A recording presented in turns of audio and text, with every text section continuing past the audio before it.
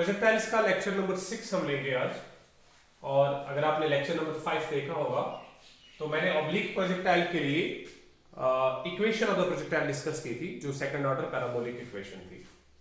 आज हम इसी ऑब्लिक प्रोजेक्टाइल के लिए डिफरेंट चीजें डिफाइन करेंगे जो इसके साथ एसोसिएट होती है। जैसे हम इसके लिए डिफाइन करेंगे what is time of flight, what is horizontal range, what is instantaneous velocity, what is time of ascent, what is time of descent and what is maximum height. तो जिसने पहले वाले लेक्चर नहीं देखे हैं वो जरूर है कि वो पहले 5th लेक्चर देखे और उससे पहले के लेक्चर देखे जो हमने हॉरिजॉन्टल प्रोजेक्टाइल के लिए बनाए हैं, तो उसके बाद वो ये वाला लेक्चर देख सकते हैं। सपोज दैट मेरे पास ये प्रोजेक्टाइल है और इसको मैंने u इनिशियल वेलोसिटी दी है। u is the initial velocity given to the projectile और इसका एंगल ऑफ प्रोजेक्शन थीटा है। तब यहां से एक कंपोनेंट हमने निकाला था u cos थीटा और यहां से हमने एक कंपोनेंट निकाला था u sin थीटा, कुछ ऐसे ये हमने निकाला था। ठीक, अब हम डिफाइन करेंगे फिर से इसी प्रोजेक्टाइल के लिए टाइम ऑफ फ्लाइट क्या होगा। टाइम ऑफ फ्लाइट की डेफिनेशन वही होगी जो आपने हॉरिजॉन्टल प्रोजेक्टाइल में डिफाइन किया था। और आपको याद होगा हॉरिजॉन्टल प्रोजेक्टाइल में हमने डिफाइन किया था it is the time taken by the projectile to complete its trajectory. Trajectory complete करने के लिए इस प्रोजेक्टाइल को कितना टाइम लगेगा फुल ट्रैजेक्टरी कंप्लीट करने के लिए, यानी कि यहां से लेके यहां तक जब ये जाएगा, यहां से लेके यहां तक जब ये जाएगा, इसको कितना टोटल टाइम स्पेंड करना पड़ेगा, उसी को हम टाइम ऑफ फ्लाइट का नाम देते हैं। इसलिए हमने डेफिनेशन लिखी थी that it is the time taken by the projectile to complete its trajectory. अपनी ट्रैजेक्टरी कंप्लीट करने में इसको कितना टाइम लगेगा, we call that as time of flight. और अगर आपको याद होगा इस टाइम ऑफ फ्लाइट को हम कैपिटल T से डिनोट करते हैं और इसको जब कैलकुलेट करना होता है तो हम y एक्सिस का यूज करते हैं। जिन्होंने पिछले लेक्चर नहीं देखे हैं उनको जरूरी है कि वो पहले हॉरिजॉन्टल प्रोजेक्टाइल पे जाए, वहां पे देखे हमने time of flight, horizontal range, instantaneous velocity कैसे कैलकुलेट की है। बिल्कुल वही प्रोसीजर यहां पे कैलकुलेट करने का है। सो देयरफॉर हम टाइम ऑफ फ्लाइट जब डिफाइन करते हैं हम लिखते हैं it is the time taken, it is the time taken by the projectile. Same definition है, time taken by the projectile to complete its trajectory, to complete its trajectory complete करने में इसको कितना टाइम लगेगा, वी कॉल दैट एज, उसी को हम बताते हैं that it is basically time of flight. इसको हम डिनोट करेंगे, it is denoted by T. इसको हम टी से डिनोट करेंगे, डिनोटेड बाय कैपिटल टी। और यूज आपको पता है, यूज हम वाई एक्सिस का करेंगे। हम लिखेंगे एस, एस हमें पता है कि एस जो है वो ut plus 1/2 of at square के बराबर होता है। ठीक है ना। और हम अगर y एक्सिस पे इसको यूज करना चाहते हैं तब हम लिखेंगे s, sy बन जाएगा, uy बन जाएगा, t अपनी जगह पे है, हाफ वहीं पे है, ay बन जाएगा और ये t स्क्वायर बन जाएगा। तो u जो है वो uy बना, t अपनी जगह पे है, प्लस 1/2, a को मैंने ay माना और t स्क्वायर है और sy को sy माना, s को sy माना। और अगर आपको याद होगा कि इस प्रोजेक्टाइल के लिए जो हम कंडीशंस यूज करते हैं वो कंडीशन कुछ ऐसे हैं। अगर आपने थोड़ा सा पीछे वाले लेक्चर्स देखे होंगे तो इससे पहले का लेक्चर जो 5th लेक्चर आपने देखा होगा, तो हम इस ऑब्लिक प्रोजेक्टाइल के लिए यूज करते हैं ux is equal to, ux जो है वो u cos थीटा के बराबर है। हमने सारी वेलोसिटी अलोंग x एक्सिस या अलोंग y एक्सिस नहीं दी है, थोड़ी सी अलोंग x एक्सिस दी है, थोड़ी सी अलोंग y एक्सिस दी है। तो u का कंपोनेंट u cos थीटा है अलोंग x एक्सिस, इसलिए लिखा ux is equal to u cos theta, uy is equal to u sin theta. ये y एक्सिस की इनिशियल वेलोसिटी है और आपको याद होगा ax जो है वो 0 के बराबर है, ये आप पिछले लेक्चर देख सकते हो। और ay जो है ये माइनस जी के बराबर है। So we have discussed this factor. So ux is equal to u cos theta for this oblique projectile, uy is u sin theta, ax is 0 and ay is equal to minus g। तो हम इसको use करना चाहते हैं। अब सवाल है what is sy? sy is the distance traveled by the projectile along y axis। y axis पे प्रोजेक्टाइल ने कितनी टोटल डिस्टेंस कवर की है? आपको याद होगा, अगर आप हॉरिजॉन्टल प्रोजेक्टाइल का वीडियो देखोगे उसमें मैंने बताया था जब भी आपको y एक्सिस या x एक्सिस कंसीडर करनी होगी, जब भी आप y एक्सिस पे टोटल डिस्टेंस कैलकुलेट करना चाहते हो, तब आपको दोनों initial point and final point दोनों जमा करने हैं y एक्सिस पे। और अगर आपको x एक्सिस पे पूछा जाता है तब आपको ये दोनों पॉइंट्स कंसीडर करने हैं x एक्सिस पे भी। मगर मुझे पूछा जाता है what is the distance traveled by the projectile along y axis? along y axis इसने कितनी डिस्टेंस ट्रेवल की है? तो इसका मतलब ये है कि मुझे ये इनिशियल पॉइंट और ये फाइनल पॉइंट दोनों पॉइंट्स y एक्सिस पे लाने होंगे। अब देखो कैसे, ये वाला पॉइंट ऑलरेडी y एक्सिस पे है, ये x एक्सिस पे भी है और y एक्सिस पे भी है क्योंकि ये ओरिजिन पे है। तो मैं कंसीडर करूंगा दैट ये y एक्सिस पे है, ठीक। ये पॉइंट जो है ये कौन से एक्सिस पे है? x एक्सिस पे। तो इसको मुझे लाना किधर है? y एक्सिस पे। तो मैं इसको ड्रैग करूंगा। जब मैं इसको ड्रैग करूंगा तो ये इधर पहुंचेगा इसके पास। मतलब इसका इनिशियल पॉइंट और इसका फाइनल पॉइंट दोनों आपस में कोइंसाइड हो जाएंगे जब आप किस एक्सिस को कंसीडर करोगे? y एक्सिस को। उसका मतलब ये है दैट जब आप y एक्सिस पे डिस्टेंस कैलकुलेट करोगे, डिस्प्लेसमेंट कैलकुलेट करोगे, डिस्टेंस कैलकुलेट करोगे, तो वो नेट डिस्टेंस 0 के बराबर होगी क्योंकि इनिशियल पॉइंट और फाइनल पॉइंट y एक्सिस पे कोइंसाइड हो रहे हैं। इसका मतलब sy 0 के बराबर होगा। आप फिर से समझो मैंने क्या कहा? मैंने कहा दैट अगर आपको sy कैलकुलेट करना है, what is the distance travelled by the projectile along y axis, तब आपको दोनों इनिशियल पॉइंट और फाइनल पॉइंट दोनों कौन सी एक्सिस पे कंसीडर करने होंगे? y एक्सिस पे। ये वाला तो पहले ही y एक्सिस पे है या x एक्सिस पे, ये दोनों एक्सिस पे है, तो मैं इसको कंसीडर करूंगा जैसे ये y एक्सिस पे है। लेकिन ये वाला x एक्सिस पे, इसको मुझे लाना कहां पे है? y एक्सिस पे। तो इसको मैं ड्रैग करके y एक्सिस पे लाऊंगा। ये मैंने इधर लाया इसको y एक्सिस पे। तो इसका मतलब इनिशियल पॉइंट और फाइनल पॉइंट दोनों कोइंसाइड हो गए। जब दोनों पॉइंट्स एक ही जगह पे है तो इसका मतलब ये है कि डिस्टेंस ऑफ सेपरेशन 0 के बराबर होगी, इसलिए ये sy मुझे पुट करना पड़ेगा equal to 0। So sy is equal to 0 is equal to uy कितना है बेटा? u sin theta. और आपको याद होगा जब हम दोनों पॉइंट्स कंसीडर करते हैं, इनिशियल पॉइंट और फाइनल पॉइंट दोनों कंसीडर होंगे प्रोजेक्टाइल के, तब हमारे पास स्मॉल t नहीं रहता, तब हमारे पास कैपिटल T रहता है, टोटल टाइम। जिस टोटल टाइम को हम किसका नाम देते हैं? टाइम ऑफ फ्लाइट का नाम देते हैं। जिस टोटल टाइम को हम टाइम ऑफ फ्लाइट का नाम देते हैं। याद रहे मैंने कहा अगर आप इधर हो, अगर आप इस पॉइंट पे हो, तो सारी ट्रेजेक्टरी कंप्लीट नहीं है तो ये इंस्टेंट ऑफ टाइम कहलाएगा। अगर आप इधर हो, सारी ट्रेजेक्टरी कंप्लीट नहीं है तो ये फिर से इंस्टेंट ऑफ टाइम है, स्मॉल t। लेकिन अगर आप इधर हो, इसका मतलब आपने सारी ट्रेजेक्टरी को कंप्लीट कर लिया है, तो ये स्मॉल t नहीं रहेगा, ये ऑटोमेटिकली कैपिटल T में कन्वर्ट हो जाएगा, जिसको हम टाइम ऑफ फ्लाइट का नाम देते हैं। Plus one half of ay मैं जानता हूं वो माइनस g के बराबर है, और यहां पे कैपिटल T का स्क्वायर आएगा, टाइम ऑफ फ्लाइट। इस फैक्टर को मैं इधर लेके जाता हूं तो ये माइनस बनेगा, minus u sin theta into t is equal to, यहां पे बनेगा plus minus minus half gt का square, half gt square.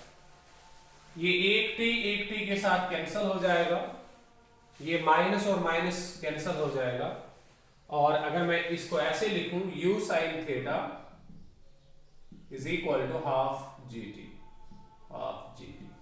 Implies मुझे t की वैल्यू चाहिए, ये 2 मल्टीप्लाई होगा यहाँ पे तो 2u sin थीटा बनाएगा, और ये g डिवाइड होगा तो ये बनाएगा t इज इक्वल टू, आप जरा देख लो, t इज इक्वल टू ये 2 मल्टीप्लाई तो 2u sin theta, 2u sin theta, ये जी डिवाइड होगा तो 2u sin थीटा बाई जी बनाएगा टाइम ऑफ फ्लाइट। तो ये टाइम ऑफ फ्लाइट की इक्वेशन है हमारे लिए ऑब्लिक प्रोजेक्टाइल के लिए। This is time of flight.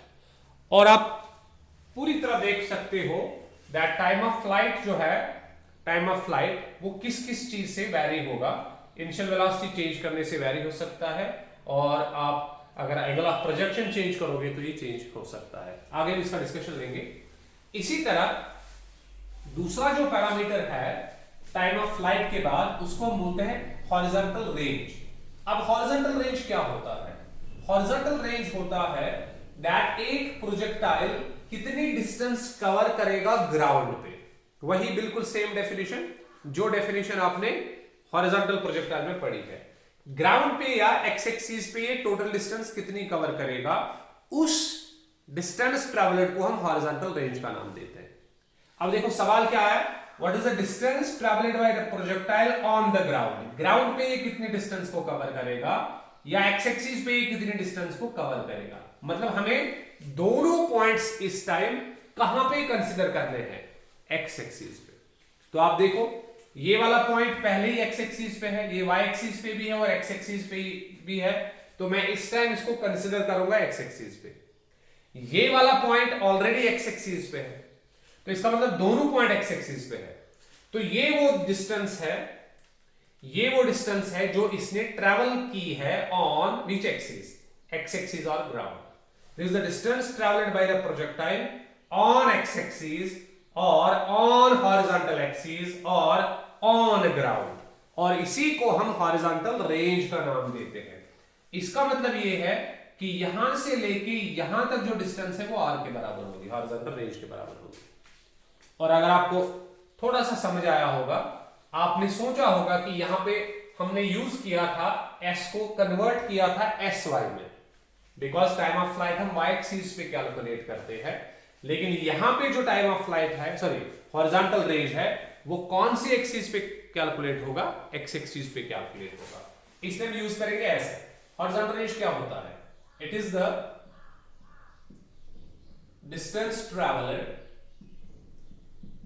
Distance travelled, कितनी डिस्टेंस ट्रैवल करेगा, travelled by the projectile, projectile कितनी डिस्टेंस ट्रैवल करेगा बाय द प्रोजेक्टाइल, कहां पे, अलोंग एक्स एक्सिस और horizontal.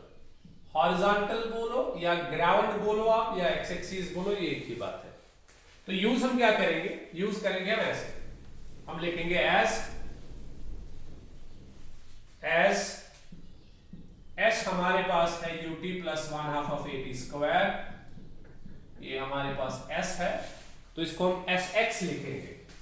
sx is equal to uxt plus half of axt square, कुछ ऐसा, ठीक है ना। क्यों, हम हॉरिजॉन्टल रेंज को डिफाइन करना चाहते हैं, और उसके लिए हमें कौन सी एक्सिस चाहिए, एक्स एक्सिस चाहिए। अब बेटा देखो, आपको sx आराम से समझ आया होगा, sx है क्या सर, sx है distance travelled by the projectile along which axis, x axis. Good, it is the distance travelled by the projectile along x axis. ये distance travelled by the projectile along x axis, वो हमें already पता है। ये वो distance है जो projectile travel करेगा अलोंग x एक्सिस, वो किसके बराबर है, r के बराबर। इसका मतलब इस sx की वैल्यू हमें ऑलरेडी पता है, वो r के बराबर है, बिकॉज sx क्या है, distance travelled by the projectile along x axis और अलोंग हॉरिजॉन्टल और अलोंग ग्राउंड, तो वो इतनी है, कितनी, r के बराबर। तो sx को हम रिप्लेस करेंगे r से, इज इक्वल टू ux हमें पहले ही दिया हुआ है u cos थीटा, और आपको समझ आया होगा कि स्मॉल t को कैपिटल T से रिप्लेस करना पड़ेगा। क्यों, बिकॉज हमने ट्रेजेक्टरी को कंप्लीट किया है, हमने इस पॉइंट को भी कंसिडर किया है, इस पॉइंट को भी कंसिडर किया है, तो स्मॉल t कैपिटल T में कन्वर्ट होगा। प्लस 1/2 ऑफ, ये 1/2 है, ax हम जानते हैं, ax is 0, so 0 into t का स्क्वायर, सो t का स्क्वायर, तो 0 इंटू t स्क्वायर इंटू 1/2 0 हो गया। तो रेंज जो है वो u cos theta multiplied by t के बराबर होगा।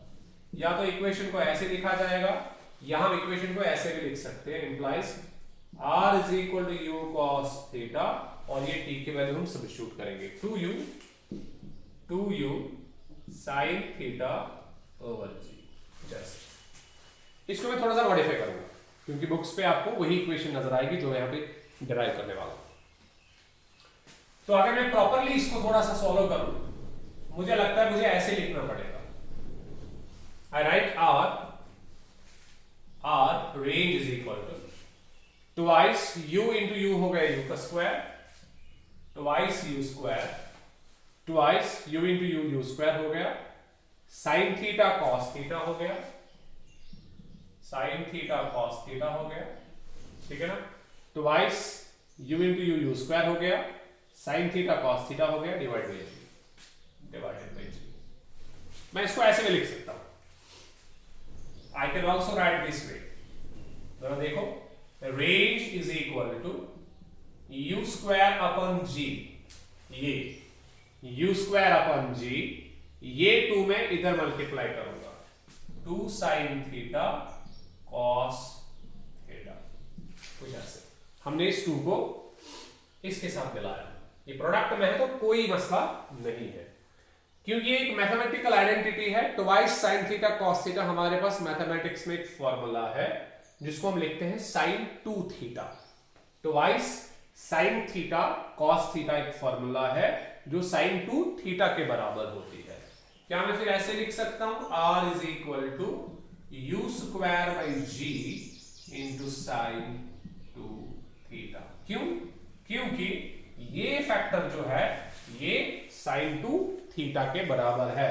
साइन 2 थीटा किसके बराबर होता है? Twice sine theta cos theta, इसलिए मैंने इसको रिप्लेस किया भाई साइन 2 थीटा।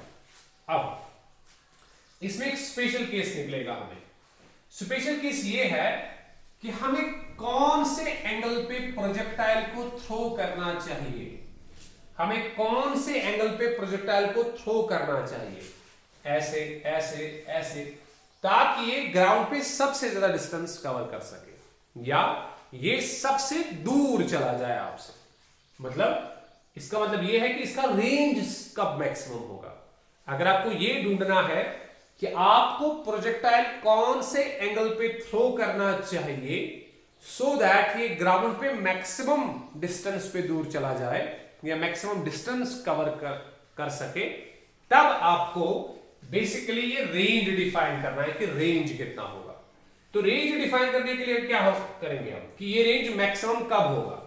रेंज किस पे डिपेंड करता है? देखो, आपने इसको इनिशियल वेलोसिटी दी, मैं बोलता हूं कि हम इनिशियल वेलोसिटी पे डिपेंडेंट नहीं है, हम सिर्फ थीटा पे डिपेंडेंट रहना चाहते हैं कि हमें कौन से एंगल पे प्रोजेक्टाइल को थ्रो करना चाहिए सो दैट इसका रेंज मैक्सिमम हो। मतलब इनिशियल वेलोसिटी सेम भी अगर हो, एक प्रोजेक्टाइल मैंने इनिशियल वेलोसिटी 10 मीटर पर सेकंड पे फेंका और उससे 60 डिग्री एंगल बनाया है, दूसरा भी मैंने 10 मीटर पर सेकंड वेलोसिटी से फेंका, उसने 30 डिग्री उसने 50 डिग्री एंगल बनाया, फॉर एग्जांपल 50 डिग्री एंगल बनाया, ठीक है ना। मुझे आंसर चाहिए, मुझे आंसर चाहिए दैट, देखो इनिशियल वेलोसिटी तो सेम, इसको भी 10 मीटर पर सेकंड से फेंका, इसको भी 10 मीटर पर सेकंड से फेंका, सिर्फ एंगल मैंने चेंज किया कि इन दोनों एंगलों में से कौन से एंगल पे वो ज्यादा डिस्टेंस कवर करेगा। इसी तरह मुझे क्वेश्चन पूछा गया, what must be the angle of projection, angle of projection कितना होना चाहिए प्रोजेक्टाइल का so that it's range will be maximum, कि इसका रेंज मैक्सिमम बन जाए। मतलब आप कौन से एंगल पे प्रोजेक्टाइल को थ्रो करोगे, क्या वो 60 होगा, 30 होगा, 45 होगा, कौन सा एंगल होगा सो दैट ये सबसे ज्यादा डिस्टेंस ग्राउंड पे कवर कर सके। तो हम इनिशियल वेलोसिटी पे डिपेंडेंट नहीं है क्योंकि इनिशियल वेलोसिटी की डिपेंडेंस हमें नहीं चाहिए, हमें डिपेंडेंस चाहिए थीटा की। तो हम इसको कांस्टेंट मान के चलेंगे कि हम u को वेरी नहीं कर रहे, हम g को वेरी नहीं कर रहे, हम इसको वेरी करना चाहते हैं, थीटा। इसका मतलब ये है r तब मैक्सिमम होगा जब ये मैक्सिमम होगा। कौन बेटा? ये सारा। अगर sin 2 थीटा का वैल्यू मैक्सिमम होगा तब r भी मैक्सिमम होगा। अगर इस sin 2 थीटा का वैल्यू मिनिमम होगा तब r भी ऑब्वियसली मिनिमम होगा, है कि नहीं?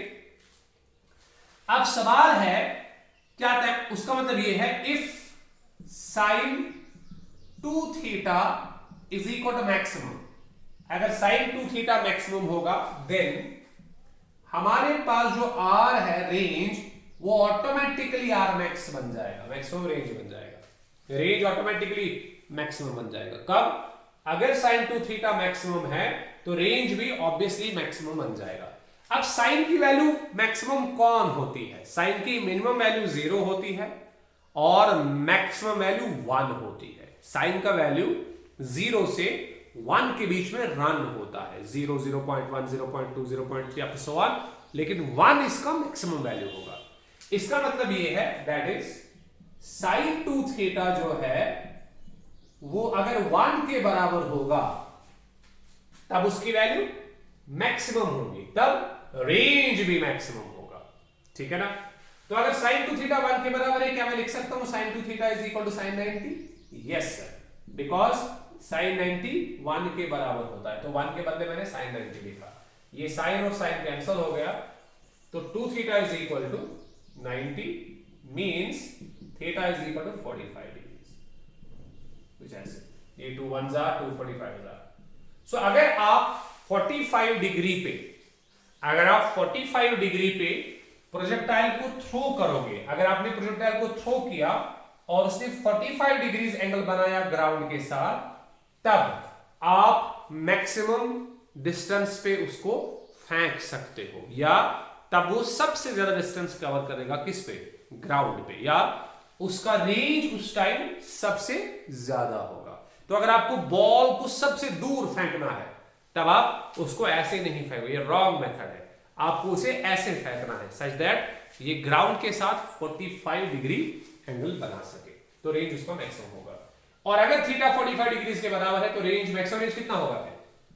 Maximum range is therefore u square by g, ये मैक्सिमम रेंज का वैल्यू होगा, है कि नहीं? क्यों? क्योंकि इसको हमने 1 माना, sin 2 थीटा इज 1, तो sin 2 थीटा अगर 1 है तो r मैक्स होगा, और r मैक्स कितना रहेगा? u स्क्वायर बाय g, तो u स्क्वायर बाय g इसका मैक्सिमम रेंज होगा, ठीक है ना? तो अगले लेक्चर में मैं इसकी इंस्टेंटेनियस वेलोसिटी डिराइव करूंगा, टाइम ऑफ एसेंट और टाइम ऑफ डिसेंट डिराइव करूंगा, और व्हाट्स कॉल्ड इसका मैक्सिमम हाइट डिराइव करूंगा।